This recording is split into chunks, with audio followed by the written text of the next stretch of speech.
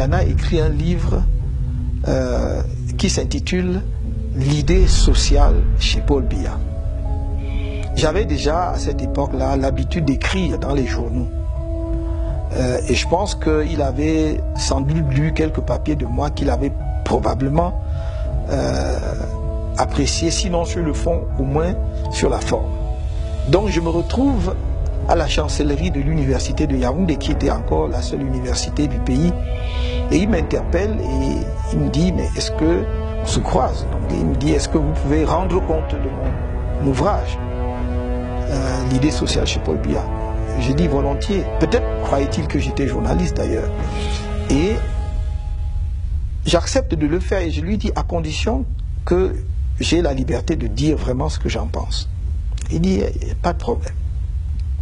Je vais lire l'ouvrage et plus je lis, plus je suis abasourdi.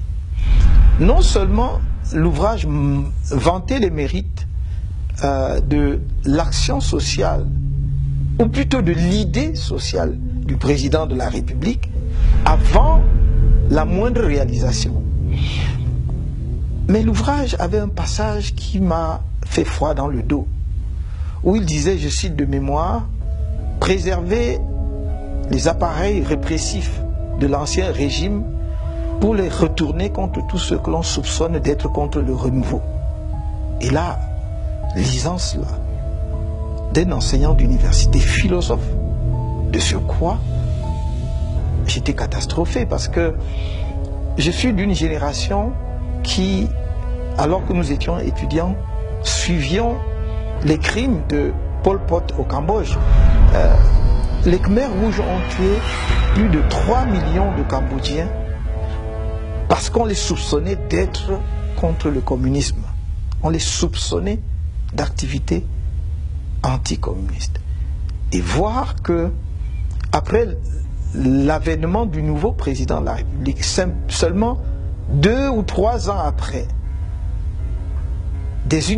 un universitaire camerounais défend une telle idée,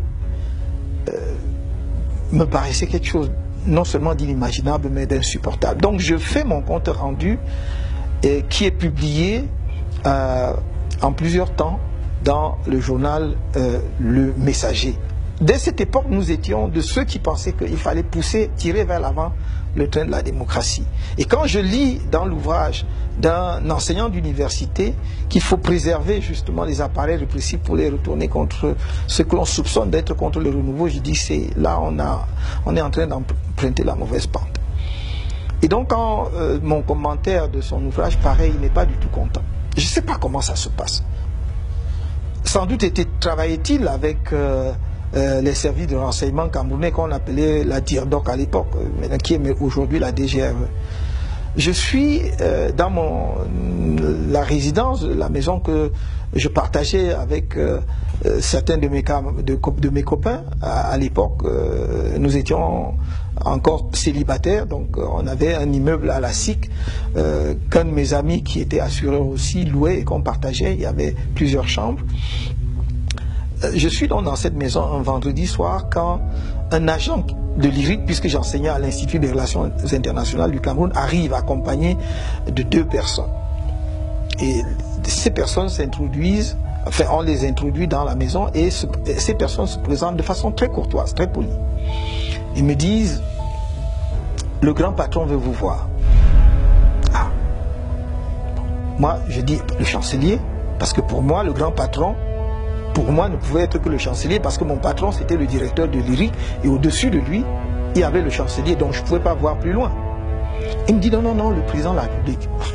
Je tombe des nues, comme vous pouvez imaginer. Moi, le président de la République veut me voir, il me connaît. Enfin, tiens, ah oui, monsieur, il vous connaît, le président veut vous voir. J'étais en bras de chemise et je me suis dit, par politesse, on ne se présente pas au président de la République en bras de chemise. Je leur dis, donnez-moi 1 minute, je vais mettre quand même une chemise, une cravate et une veste. Donc je vais m'habiller à peu près correctement.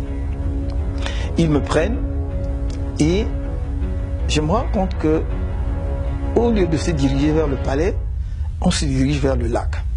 Et je leur dis, mais enfin, où est-ce qu'on va exactement? Et là, la politesse, la courtoisie dont il faisait preuve jusque-là disparaît. Et ils deviennent menaçants, presque insultants.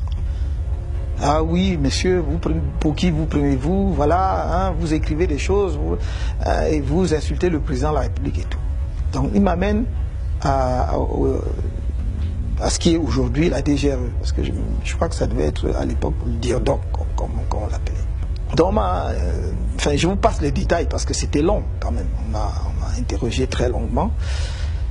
Et à la fin, on me dit attendez, donc on me fait attendre à côté.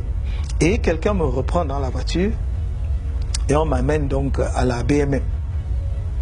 Quand j'arrive, le commissaire m'accueille et m'interroge. Il dit, comme ça, vous passez votre temps à écrire, hein, à écrire et à tenir des propos injurieux à l'endroit du chef de l'État. J'ai dit, mais où est-ce que j'ai tenu des propos à l'endroit injurieux à la place du chef, à l'endroit du chef de l'État? Simplement parce que j'ai dit que non, on ne peut pas exalter la politique sociale du président de la République puisqu'il ne l'a pas encore mise en œuvre. Attendons qu'il ait mis en œuvre, on va faire le bilan et on va exalter. Mais pour l'instant, je ne vois pas.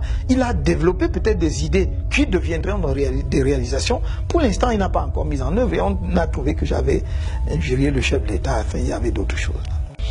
Et il m'ordonne avec autorité, déshabillez-vous. Et donc, j'étais complètement nu. J'avais gardé quand même mon sous-vêtement, enfin je vais dire mon slip pour parler très simplement que tout le monde puisse comprendre ce que je veux dire. Donc on m'a permis de garder cela. On m'amène dans ma cellule et c'était une cellule cimentée, mais on avait versé de l'eau sur le sol. Et on m'a demandé de me coucher là, c'était ma cellule. Donc je vais passer vendredi, samedi, dimanche là-bas. En fait, ce qui me fait sortir finalement, c'est que enseignant à l'IRIC, j'ai dirigé beaucoup d'étudiants, parmi lesquels des étudiants étrangers.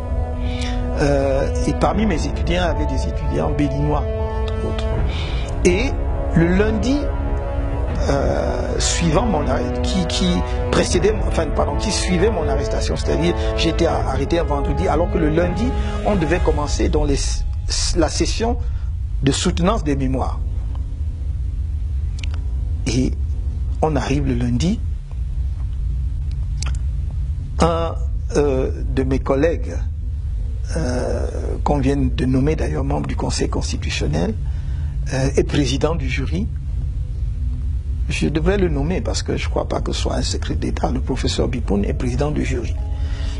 Et il pose la question, mais où est le professeur Tamto? Parce que c'est lui le directeur, on ne peut pas organiser une soutenance de mémoire sans le directeur, celui qui a encadré les étudiants.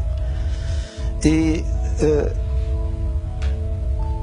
évidemment, les gens lui disent non, non, on peut le remplacer et tout, parce qu'il n'était pas question qu'on insiste outre mesure sur mon cas. Et personne ne savait où j'étais, à part l'agent de l'université qui avait amené, l'agent de l'IRI qui avait amené ces gens-là chez moi, qui savaient que finalement on m'avait amené à la DIRDOC. Et évidemment, en bon universitaire, qui respecte la déontologie universitaire, ainsi que les franchises universitaires, le professeur Bipoun leur dit de toute façon, on ne peut pas organiser une soutenance sans la présence des directeurs. Par conséquent, ça ne se fera pas, je ne le ferai pas. Et donc, et je dois lui rendre justice et hommage de cela. Et donc, les soutenances n'ont pas eu lieu. À partir de là, les étudiants béninois qui devaient soutenir, parce qu'après ils devaient rentrer chez eux, vont se plaindre à leur ambassade en mission diplomatique. Donc l'affaire commence donc à faire grand bruit, à gagner les missions diplomatiques et remonte. Donc c'est comme cela que pour ne pas que ça prenne d'autres proportions, que l'on ordonne ma libération. Donc je suis libéré et je peux donc à partir de, je crois, mardi ou mercredi, prendre part aux soutenances de mémoire à l'IRIC pour libérer les étudiants.